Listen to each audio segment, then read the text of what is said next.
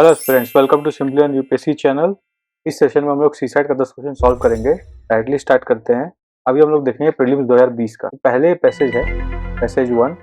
इसे बताया गया है लास्ट डिकेड में लेबर पे हम लोग का लेबर जो है हम लोग देख रहे हैं एग्रीकल्चर से डिपार्ट हो रहा है और कंस्ट्रक्शन और अनरजिस्टर्ड मैन्युफैक्चरिंग की तरफ ज़्यादा जा रहा है, जो कि बेटर मार्केट नहीं। सर्विसेज सेक्टर जो है, जहाँ पे लेबर अभी जो है मोस्ट प्रोडक्टिव है, वो sufficient job additional job create नहीं कर पा रहा है। और इंडिया को 24 मिलियन जॉब से ज़्यादा जॉब चाहिएगा अगले डिकेड में। न्यू सेक्टर जो ई कॉमर्स डेवलप हो रहा है, वो only half of the job gap को खत्म कंप्लीट कर सकता है। ओनली दो sector that drive domestic demand, जो खाली वही सेक्टर जो डोमेस्टिक डिमांड ड्राइव करते हैं, जैसे हेल्थ और एजुकेशन, जो कि हम लोग सोशल सेक्टर भी कह सकते हैं, comfortably fill the other pair, other half, वो अदर हाफ को कंप्राइज करते हैं। अपने को बताना है कि इस स्टेटमेंट में से कौन सा अबव पैसेज के हिसाब से बेस्ट इम्प्लाइड है। पहला स्टेटमेंट क्या है? Strong measures need to be taken to reduce the rural to urban migration labour. अब देखिए, ऐसा कोई बात नहीं किया रूरल और अर्बन का स्पेसिफिकली बात नहीं किया, तो पहले तो कटा दीजिए। The working condition of the construction and registered manufacturing needs to be improve. देखिए, वो ये बोला कि बेटर नहीं है, पर ये नहीं बोला इम्प्रूव करने की जरूरत है, तो ये भी हटा सकते हैं। Service sector has been reducing the problem of unemployment. ये कहीं बार सर्विस सेक्टर एम्प्लॉयमेंट का प्रॉब्लम कम कर दिया, बोला in fact service sector limited number of job कर सकता है, एडिशनल जॉब क्रिएट नहीं कर सकता। अनएम्प्लॉयमेंट का प्रॉब्लम सर्विस सेक्टर पूरी तरह सॉल्व नहीं कर पा रहा। तो इंक्रीज सोशल सेक्टर स्पेंडिंग, वैसे देखिए 3 नंबर का तो चौथा आंसर राइट होगा, फिर भी increase social sector spending is imperative for large scale job creation. ये सही बात है, लास्ट स्टेटमेंट में यही बताया है। ओनली वाला से लेकर लास्ट लाइन तक अगर पढ़ोगे तो यही बताया है, डोमेस्टिक डिमांड हेल्थ और education can comfortably fill the other half. इसलिए वो सोशल सेक्टर होते हैं, उनमें स्पेंडिंग होने से लार्ज स्केल जॉब क्रिएशन हो सकता है। इसलिए आंसर होगा डी।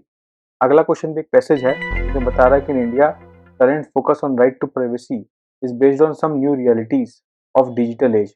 डिजिटल एज में जो नई रियलिटीज है, उनके अनुसार राइट टू प्राइवेसी का कुछ फोकस इंडिया में बढ़ा है।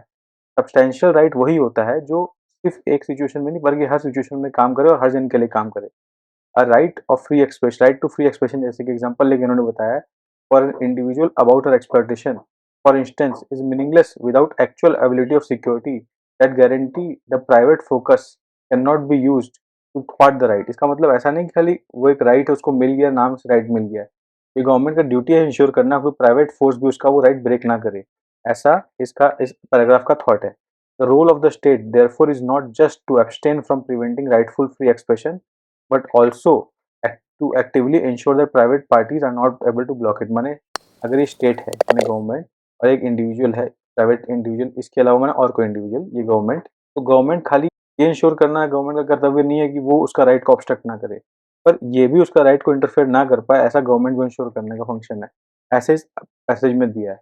On the basis of above passage the following assumptions have been made. ऐसा कौन सा assumptions अबव पैसेज में बनाया गया है? State should have some institutions to ensure the appropriate role in digital society। बिल्कुल यही मतलब है।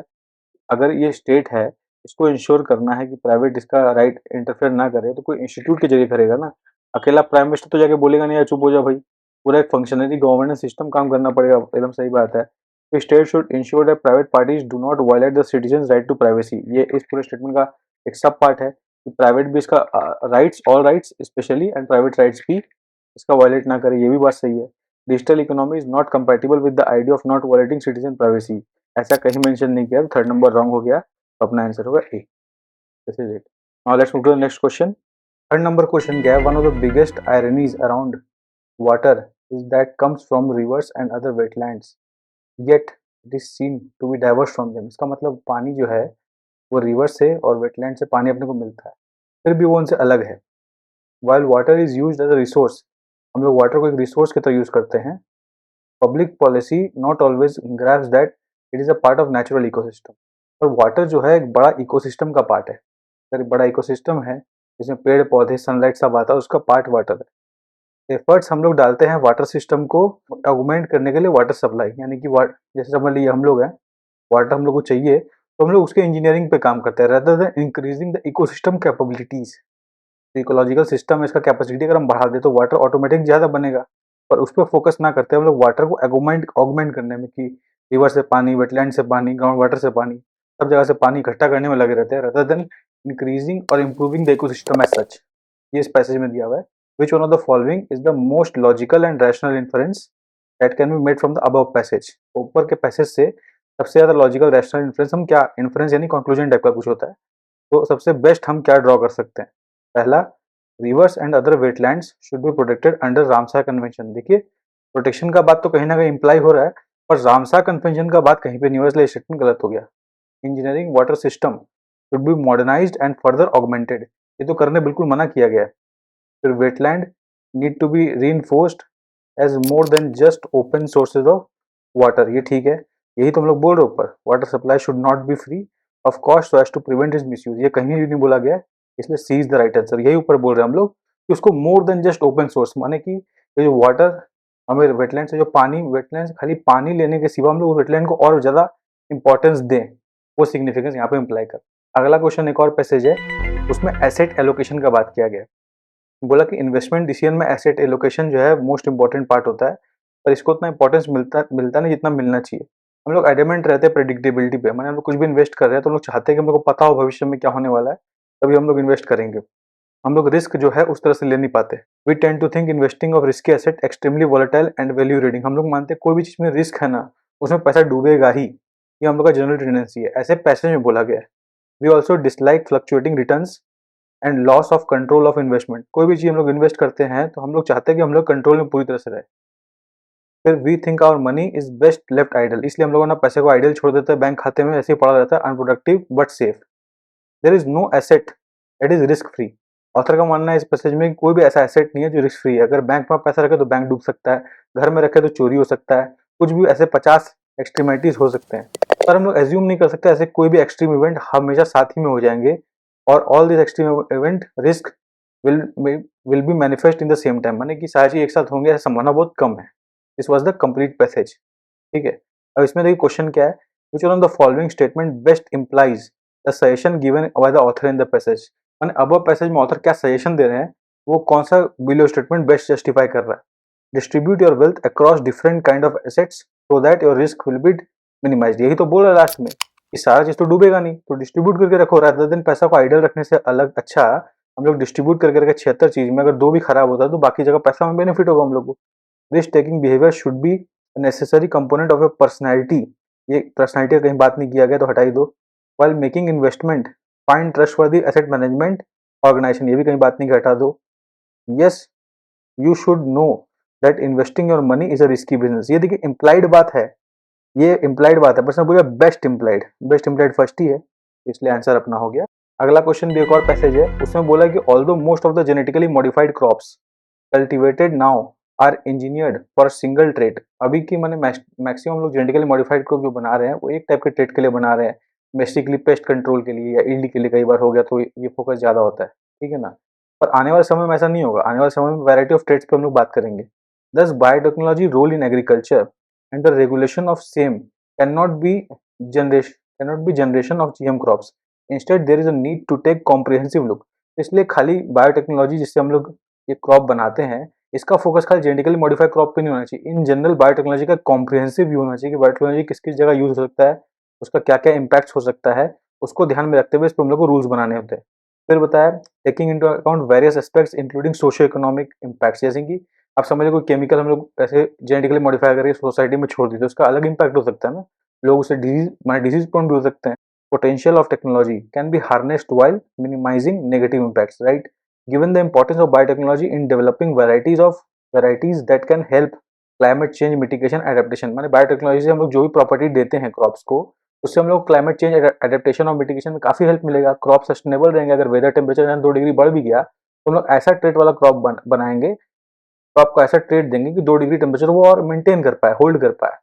Not using biotechnology is a part of climate change action plan can not B an option, इसीलिए climate change के अंदर भी biotechnology को part रखना चाहिए। Domestic regulation of biotechnology can not B viewed in isolation of the trade policy and obligations under various international treaties and conventions, इसका मतलब कि डोमेस्टिक रेगुलेशन है, अभी इंडिया है, इंडिया के अंदर कुछ रूल्स एंड रेगुलेशन वो बायोटेक के रखते हैं, वो खाली बाहर के दुनिया के रूल्स एंड रेगुलेशन पे नहीं हो सकता, और जिस तरह हम लोग ट्रेड करते हैं एक दूसरे के साथ उस पर डिपेंडेंट नहीं हो सकता, हम लोग को सोशियो इकोनॉमिक कंट्री का भी फैक्टर को इंक्लूड करना चाहिए। ये पूरा समरी है इस पैसेज का जो पढ़ के समझ में आया। अब देखिए क्वेश्चन क्या है, with reference to above passage the following assumption have been made, biotechnology regulation is an evolving process, बिल्कुल सही बात है, participation of people is needed in policy decisions regarding biotechnology regulation. देखिए पीपल पार्टिसिपेशन कहीं भी mention नहीं किया गया है। Biotechnology regulation should take into account socio economic aspects of decision making, ये बिल्कुल सही है, तो खुले बोला गया। Third number, wider involvement of political executive in biotechnology regulation improves it's effectiveness in dealing with country state policy international obligation. देखिए ये हम लोग करना नहीं है, ये स्टेट ने मना किया करने के लिए, तो उसको हम लोग इंप्रूव करने के लिए क्या बोलेंगे? तो 4 नंबर भी गलत है, 1 और 3 आंसर होना चाहिए, answer B. This is it. Now let's move to the next question. अगला क्वेश्चन ऊपर वाले पैसेज से ही है, तो क्या पूछा गया है? Which one of the following statement best implies the crux of the passage. Crux क्या है भाई, सिंपल सा बताइए। Precautionary principle is not given importance in current debated developing GM crops, कहीं बात ही नहीं किया गया है। Biotechnology is not currently used in climate change mitigation adaptation mechanism, भी सही बात है। Biotechnology role is not confined to the current priorities of developing GM cross, ये सबसे सही है। बेस्ट इंप्लाइज वाले में ये बी भी करेक्ट है, पर सी ज्यादा करेक्ट है। Negative impacts of biotechnology are not properly understood, ये भी सही बात है, पर ये बेस्ट नहीं है, तो इसलिए बी और डी हटा देंगे, सी इज द आंसर। ठीक है, आप लोग समझ गए। ऊपर देखिए बेस्ट वर्ड लिखा है, बेस्ट वर्ड ज्यादा इंपॉर्टेंट है समझ। Now let's move to the next question. तो अगला क्वेश्चन अब मैथ्स का है, 4 क्वेश्चन मैथ्स से आया है। How many zeros are there at the end of the following product. एक नंबर का प्रोडक्ट दिया है, इसमें अपने को बताना फाइनल में कितने जीरोस होंगे। देखिए जीरो कैसे आ सकते हैं, 10 से खाली जीरो आ सकता है, तो 10 इक्वल टू क्या होता है, 2 इंटू 5। तो अपने गिवन नंबर में कितने 2 के पावर्स और कितने 5 के पावर्स है, मान लीजिए p और q है, वो निकाल लेंगे। तो अगर p ग्रेटर देन q आया तो जितने q के पावर्स उतने जीरो होंगे, और p लेस देन q आया तो जितने p के पावर है उतने नंबर ऑफ जीरोस होंगे। बेसिकली 2 और 5 में जिसके पावर सबसे कम होंगे उतने नंबर ऑफ जीरोस अपने को होंगे, तो वो निकाल लेना। कैसे निकालेंगे, गिन लीजिए हाथों हाथ।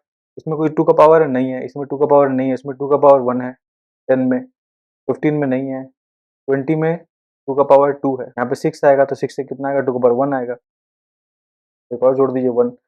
फिर 40 से आएगा अपने पास 2 का पावर 3 आएगा, फिर 50 से आएगा अपने पास और 2 1 आएगा, फिर 60 से आएगा अपने पास 2 का पावर 2, तो कितना हुआ 3 3 6 और 4 10। 2 का पावर यानी p इक्वल टू 10 आ गया अपने पास।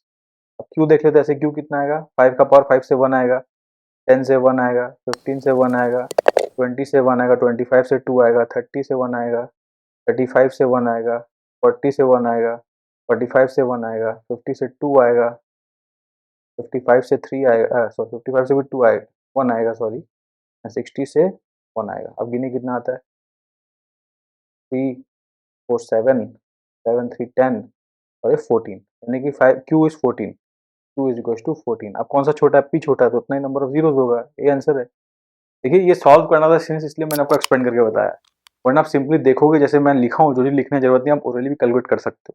आपका आंसर यही आएगा, ए, ठीक है ना। और let's move to the next question. अगला क्वेश्चन नंबर 8 क्या है, एक्स वाई जेड एक 3 डिजिट नंबर है, इसका मतलब 100x plus 10y plus Z, ये हो गया X Y Z, X Y Z हो गया, ठीक है। आपने को बताया x plus Y plus Z is not a multiple of 3, given is that x plus Y Z is not, x plus Y plus Z या तो वो 3k है, k माइनस 1 है, या 3k माइनस 2 है, 3k नहीं है, बस ये मेंशन किया है। फिर then X Y Z Y Z X Z X Y is not divisible by. अब देखिए तीनों को एक्सपेंड कर लीजिए, तो ये वाला टर्म पूरा क्या हो जाएगा, ये वाला टर्म हो जाएगा अपना 100x plus Y 10y plus Z, ये हो गया फर्स्ट टर्म का। फिर plus 100y plus 10z plus x plus 100z plus 10x plus y, तीनों का सम करेंगे तो आएगा अपने पास 111 111x plus Y plus Z. और ये X plus Y plus Z अपने को पता है पी का डिविजिबल नहीं है, ये नहीं है, ये दोनों में से एक चीज़ होगा, ठीक है ना। इसका मतलब ये जो नंबर आया सम, ये इससे डिविजिबल है, तो ये तो होगा ही। अब देखिए 111 जो है 111, ये क्या होता है 37 इंटू 3, होता है कि नहीं होता है, तो ये इससे भी डिविजिबल है, इससे भी डिविजिबल है, तो ये तीनों नहीं होगा। तो ये इससे भी डिविजिबल है, इससे भी डिविजिबल है, इससे डिविजिबल था ही, तो बचा क्या, इज द आंसर। थोड़ा रिवर्स मेथड से हम लोगों ने सॉल्व करने का ट्राई किया, तो आई होप आपको अंडरस्टैंड हुआ हो। Now let's move to the next question. Question number 9 क्या है, p q r and s are natural numbers such that p minus 2016 q plus 2017 r minus 2018 s plus 2019, ये चारों equal है, माने 3 equation given है अपने पास 4 अननोन में, which one of the following is the largest natural number, इन सब में से लार्जेस्ट नेचुरल नंबर कौन सा है। अब देखिए चारों नंबर नेचुरल है, नेचुरल नंबर आपको पता है क्या होता है, 1 2 लेके 3 से लेके आगे तक जाता है वो नेचुरल नंबर है, ठीक है। These are all natural number. तो इनमें से हाईएस्ट लार्जेस्ट नेचुरल नंबर क्या है।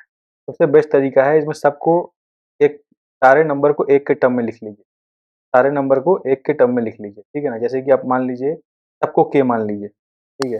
तो पी क्या हो जाएगा, के प्लस 2016, क्यू क्या हो जाएगा, के माइनस 2017, आर क्या हो जाएगा, के प्लस 2018, एस क्या हो जाएगा, के माइनस 2019। सबसे बड़ा नंबर इसमें कौन सा, लॉजिकली आर ही है सबसे बड़ा नंबर। ये सबसे लार्जेस्ट नंबर, देखिए के कुछ भी वैल्यू मान लीजिए के माइनस 2, वो भी लार्जेस्ट नंबर कौन सा है, ये आर ही आएगा, तो R is the answer C. बाकी कुछ देखना ही नहीं है कि के से माइनस और होगा, के से माइनस और हो रहा है, तो लार्जेस्ट एडिशन इसी में हो रहा है। Is the largest natural number, R is the answer. Now let's move to next question. तो 10 नंबर क्वेश्चन देखते हैं। How many 5 digit prime numbers can be obtained by using all the digits of 1 2 3 4 5 without repetition. देखिए without repetition, repetition is very important word, ठीक है ना। तो मतलब 100 1 2 3 4 5 digit को हम किसी भी तरह कितने तरह से अरेंज कर सकते हैं, 5 फैक्टोरियल वे में अरेंज कर सकते हैं। ये 5 नंबर है तो 120 पॉसिबल सॉल्यूशन है। अब उनमें से विदाउट रिपीटिशन प्राइम नंबर कौन से होंगे, देखिए आपको प्रॉपर्टी पता है, if sum of digits of a number, अगर sum of digits of a number is divisible by 3, अगर वो 3 से डिविजिबल है, this implies number is divisible by 3, ठीक है। ये प्रॉपर्टी पता है, कम कर लीजिए, 1 प्लस 2 प्लस 3 प्लस 4 प्लस 5 कितना होगा, जल्दी बताइए, आएगा 15। 15 क्या 3 से डिविजिबल है, यस। इसका मतलब 1 से लेके 5 तक जो नंबर है इसको किसी भी पॉसिबल अरेंजमेंट में हम लोग करें, ये 3 से डिविजिबल हो ही जाएगा। इसलिए इससे कोई भी कॉम्बिनेशन से प्राइम नंबर नहीं बन सकता, इसलिए आंसर है इसका ए, 0। यही था आज का 10 क्वेश्चन। ये आइकन नीचे आप क्लिक कर सकते हैं हमारे वेबसाइट्स पे जाने के लिए फॉर मोर इन्फॉर्मेशन। ये आइकन्स है, ये आपको हमारे यूट्यूब चैनल्स पे ले जाएगा, तो विजिट कीजिए। तो आई यू लाइक द इनिशिएटिव, अगर आपको इनिशिएटिव अच्छा लगा तो हमारी यूट्यूब चैनल को लाइक करें, सब्सक्राइब करें, और simply learn official channel Telegram में ज्वाइन करें, वहाँ आपको आज के डिस्कशन का पीडीएफ मिल जाएगा, ठीक है। तब तक के लिए best wishes for the examination.